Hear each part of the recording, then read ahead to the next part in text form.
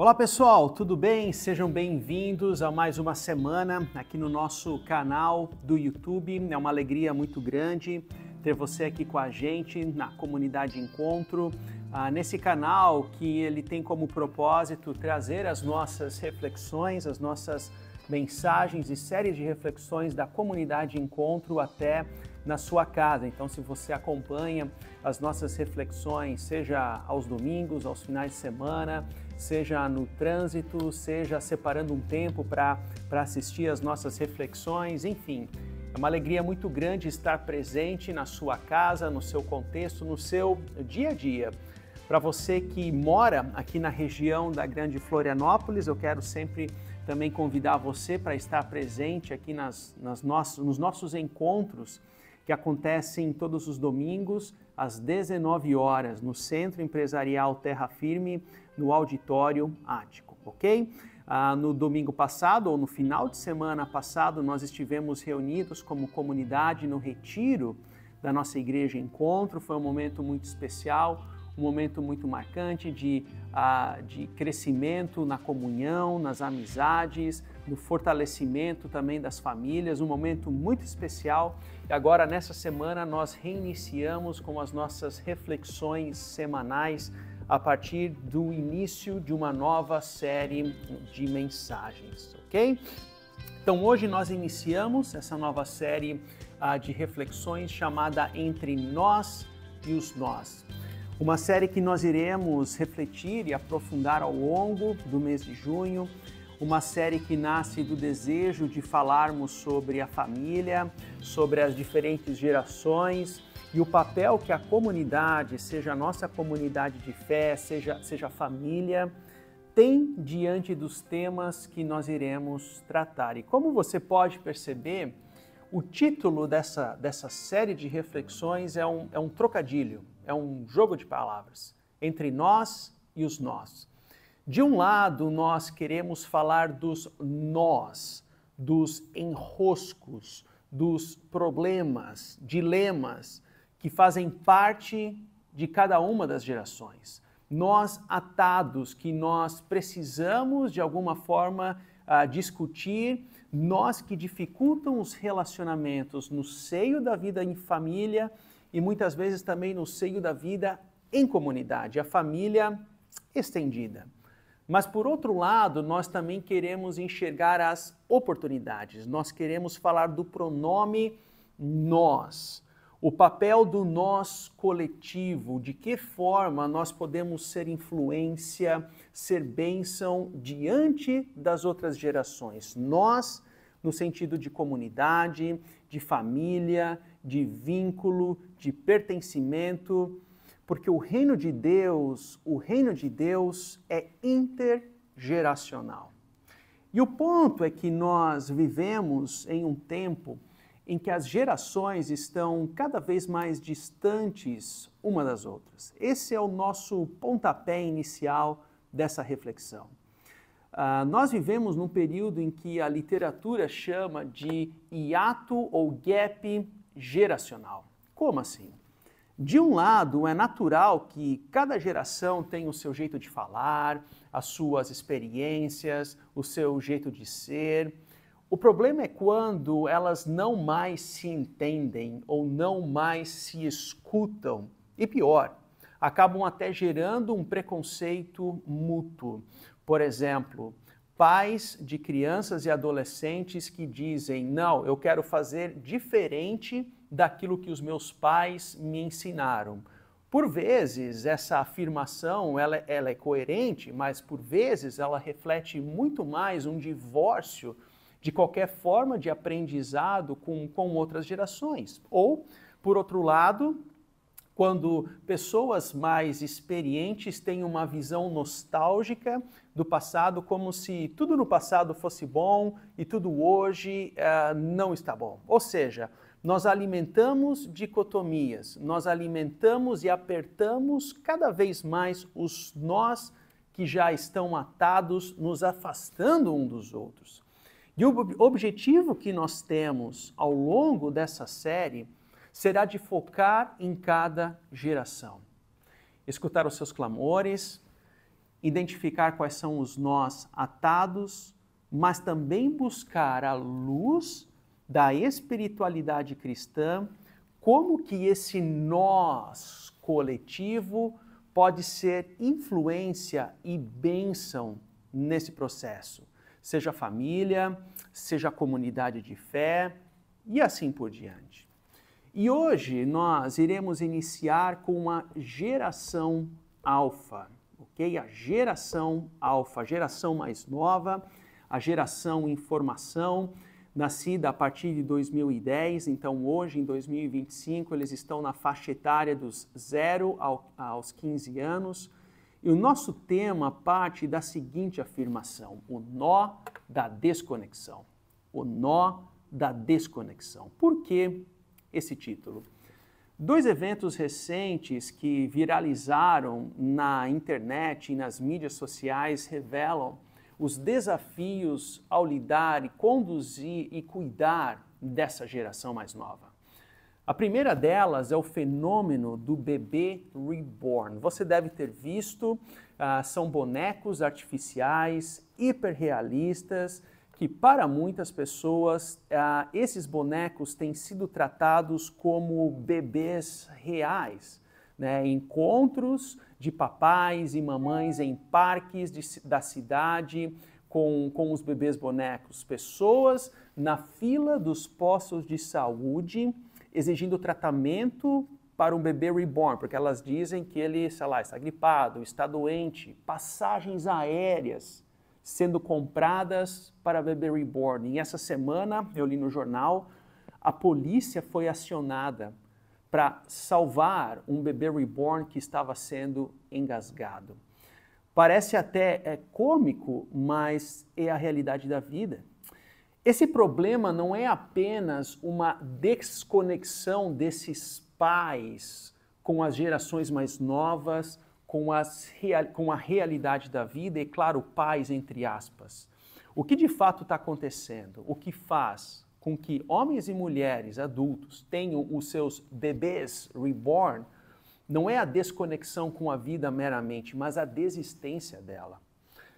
Eu não quero amar um bebê de verdade, que chora de verdade, que me acorda à noite, onde eu preciso trocar a fralda. Não, isso me dá trabalho. Eu não quero uma criança que me contraria. Perceba a desconexão com a vida. Perceba a desistência com a vida e com essa geração que é tão preciosa.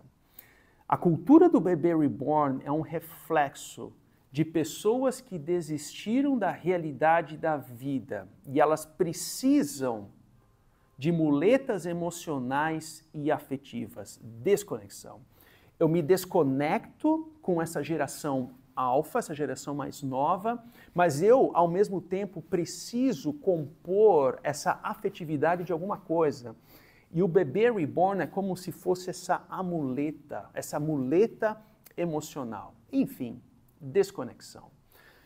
Mas o segundo evento que nos traz como ponto de partida da desconexão que nós temos com essa geração mais nova é essa série de 2025 da Netflix chamada Adolescência. Uma série que fala ou conta a história de um adolescente de 12, 13 anos que é acusado de um assassinato de uma amiga na escola. E essa série levanta temas como o uso das redes sociais, a criação dos filhos, o papel da escola na formação das crianças e adolescentes. Mas perceba, o que torna essa série diferente é que ela tem o cheiro das nossas casas. São pais que, entre aspas, são normais e, de repente, eles percebem de que eles não faziam ideia do que estava acontecendo com o filho dentro da própria casa. Isso é muito comum entre nós. Pais que subestimam os riscos. Isso nunca vai acontecer na minha casa. Isso é um problema da família, no filme, na série do Netflix ou na novela, como Outra Hora. Mas deixa eu trazer esse tema para mais próximo de nós, para provar o quanto essa realidade da desconexão é séria nas nossas famílias. A recomendação da Sociedade Brasileira de Pediatria para o uso de telas é a seguinte: até 2 anos, nenhum contato com telas ou videogames. Dos 2 aos 5 anos, até 1 hora por dia. Dos 6 aos 10 anos, até 2 horas por dia. Dos 11 aos 15, até 3 horas por dia. No entanto, na prática, o hábito do uso de telas na família brasileira é de crianças entre 2 a 3 horas por dia. Para os adolescentes, até 4 horas por dia.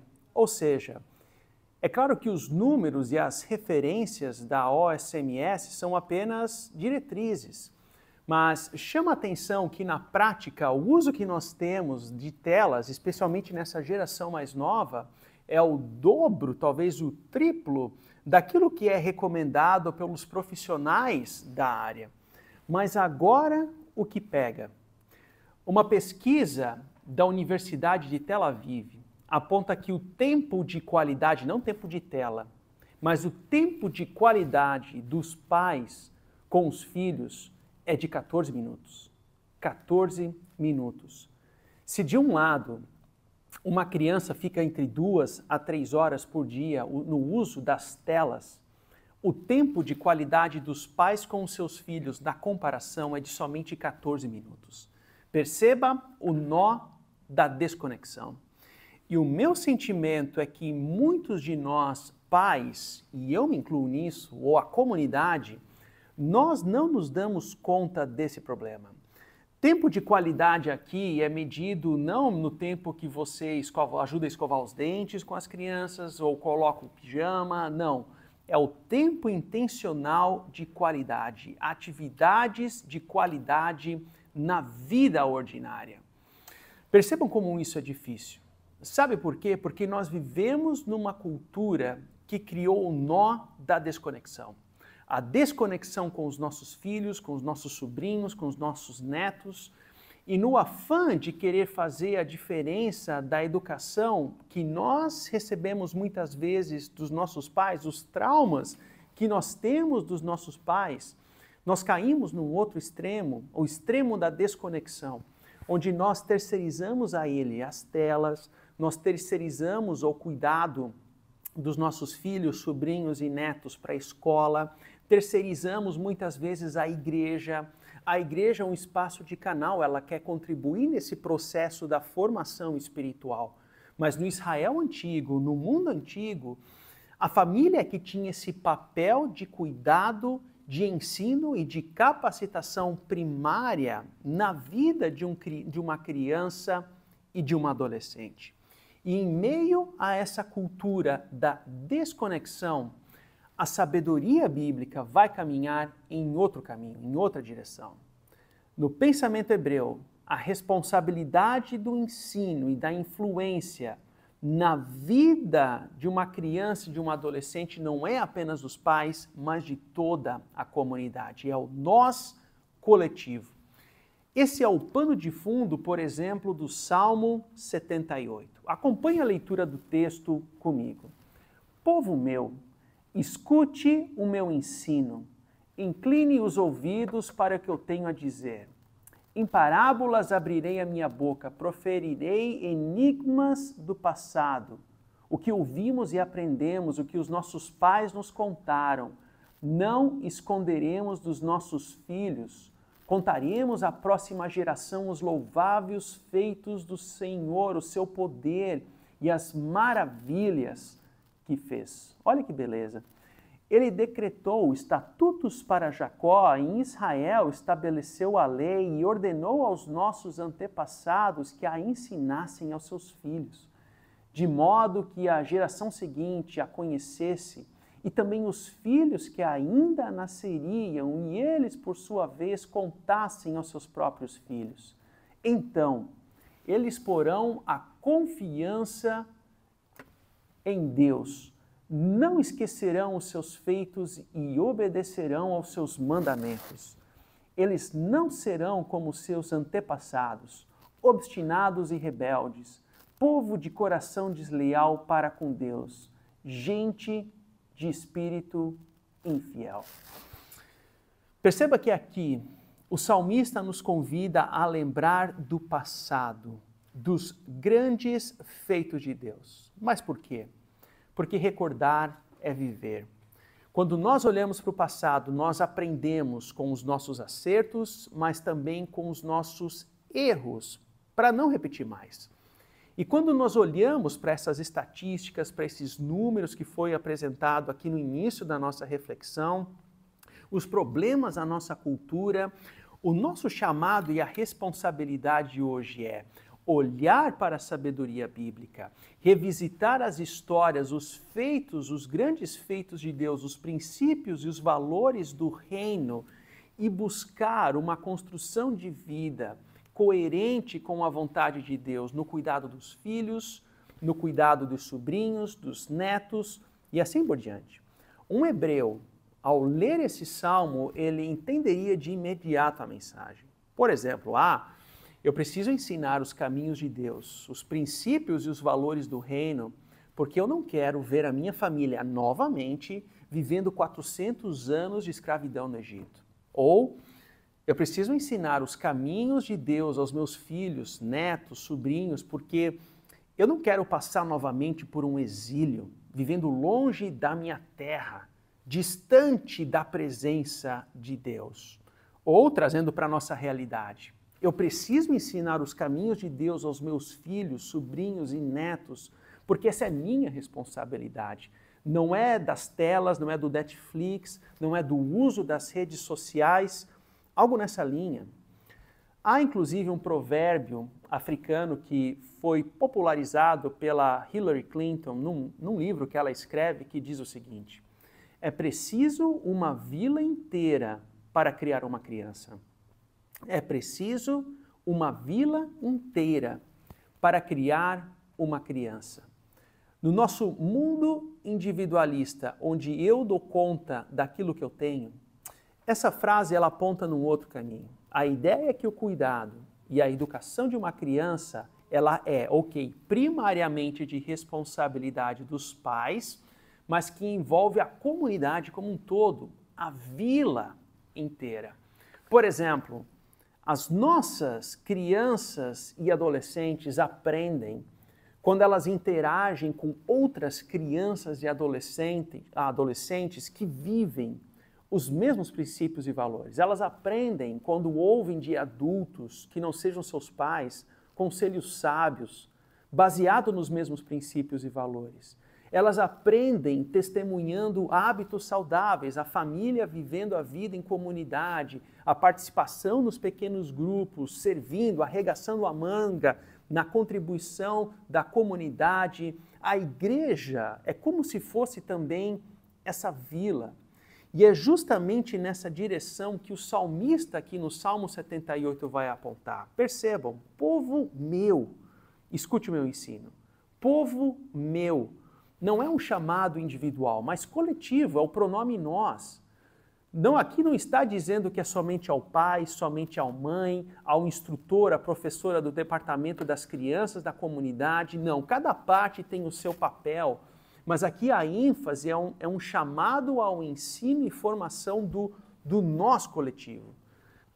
Em segundo lugar, o texto também fala sobre parábolas e enigmas. É claro que aqui há muito o que se dizer dentro do contexto do Salmo, mas nós iremos nos conectar ou concentrar somente num ponto, ou seja, formas diferentes de ensino. A abordagem, servir ou ser influência nessas gerações mais novas, crianças e adolescentes, envolvem diferentes formas de ensino. O exemplo de vida é uma forma de ensino.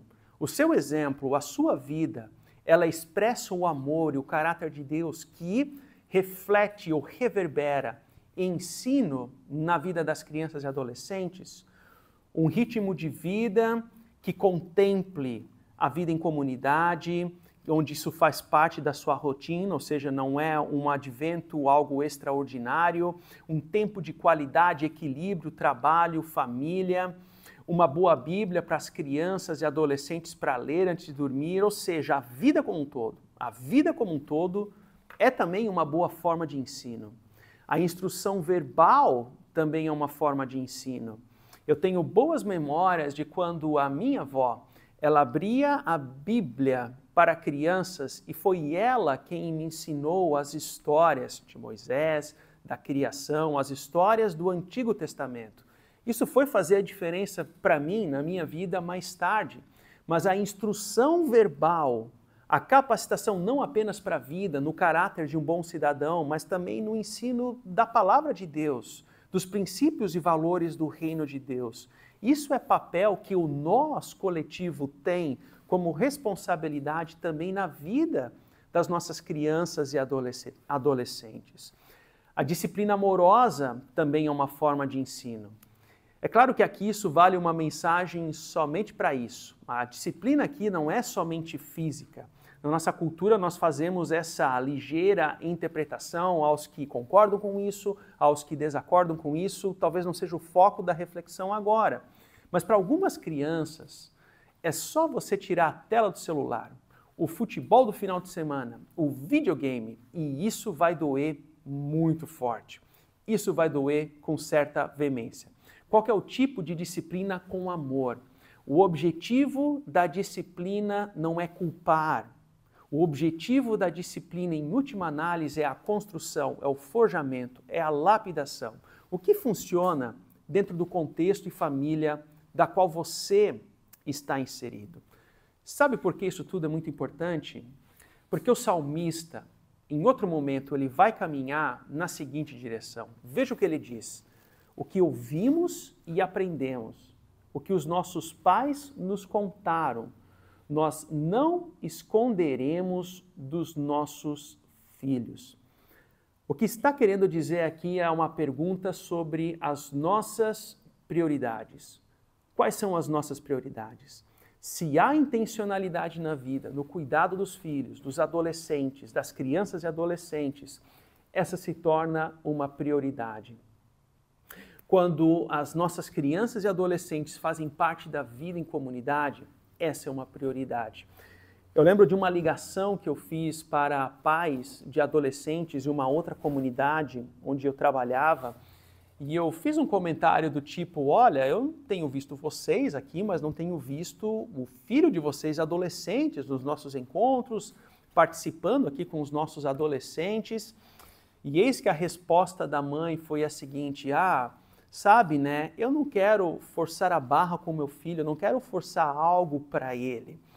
Era um adolescente de 12 a 13 anos no máximo. Perceba, pai, mãe, tio, tia, vô e vó.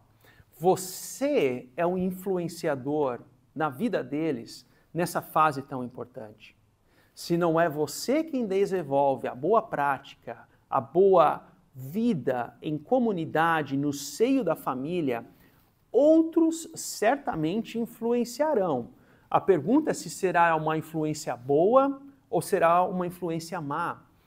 Quando a vida em comunidade não é uma prioridade, você está escondendo, utilizando a linguagem aqui do salmista, você está escondendo alegrias e bênçãos que somente Deus pode dar.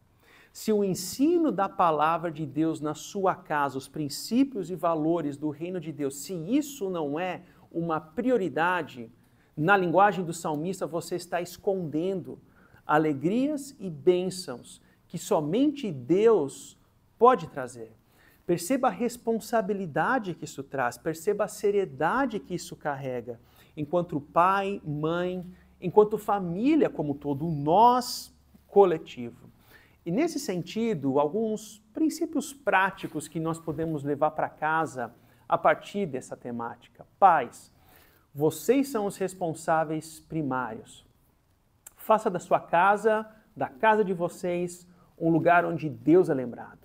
Planejem intencionalmente momentos em família. Lembre-se que a vila, a comunidade, caminha com vocês. Tios e tias, vocês têm um papel fundamental.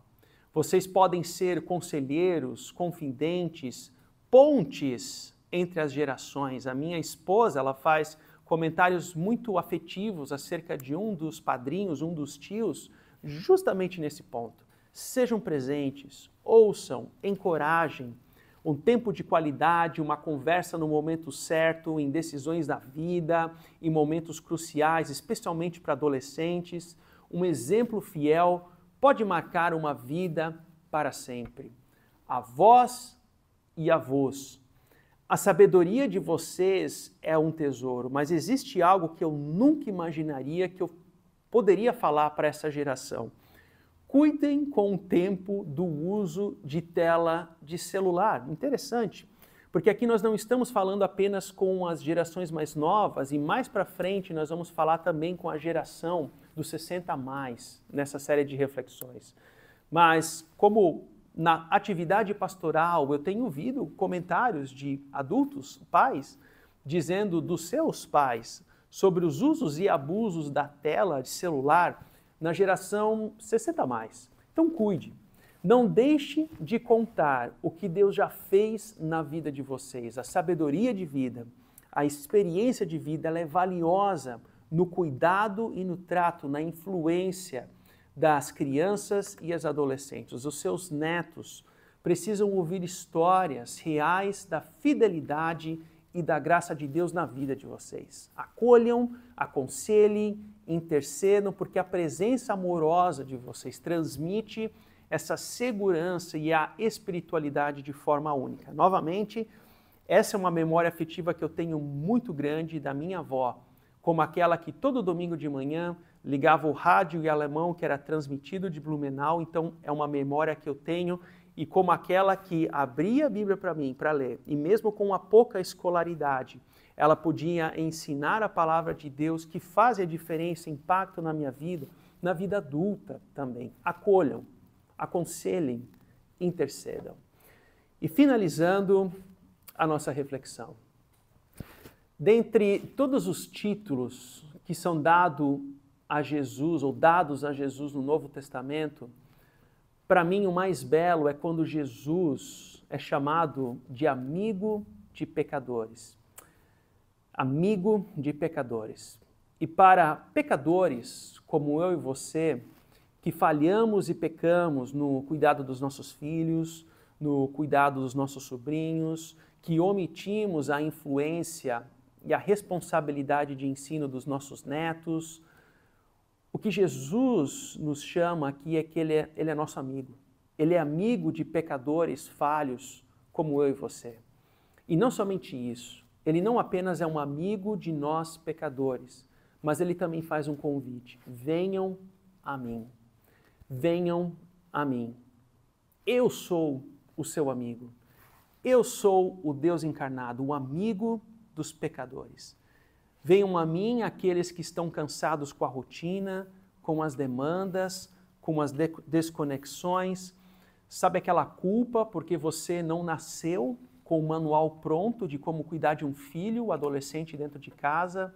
Sabe aquela culpa por não conseguir lidar com algumas situações da vida, no cuidado dos filhos, netos e sobrinhos? O convite de Jesus para nós hoje é esse: venham a mim. O convite de Jesus não é faça mais, invista mais, faça melhor. O convite primário de Jesus não, é venham a mim. E o nosso descanso está no Deus encarnado, o amigo dos pecadores, aquele que nos reconciliou com Ele e assim nos trouxe nova vida e conexão com o Pai. Aquilo que havia desconexão, por causa da cruz e do sangue derramado, Cristo ressurreto, permite com que nós nos conectemos novamente com Deus e passamos a viver com Ele. E por causa desse amor, por causa desse descanso, nós agora podemos ter uma nova história, uma nova construção de vida, onde nós não mais investiremos 14 minutos no cuidado e tempo de qualidade dos nossos filhos, mas nós seremos e podemos ser intencionais no cuidado dessa geração alfa, crianças e adolescentes, não por nosso mérito, mas porque Deus é amor e porque Ele é nosso amigo. Que seja assim na sua vida, que seja assim na nossa vida e até semana que vem.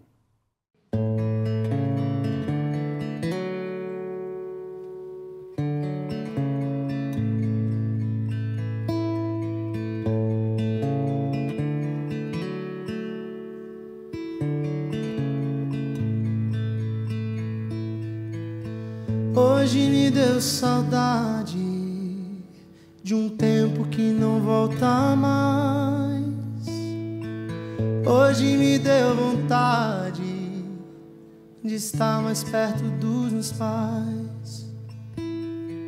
Voltar a ser criança, das lutas com meu irmão.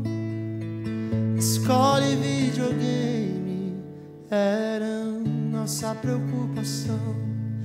Mamãe gritava da cozinha: filha, a mesa pronta está. Nossa família reunida, era tão simples o jantar.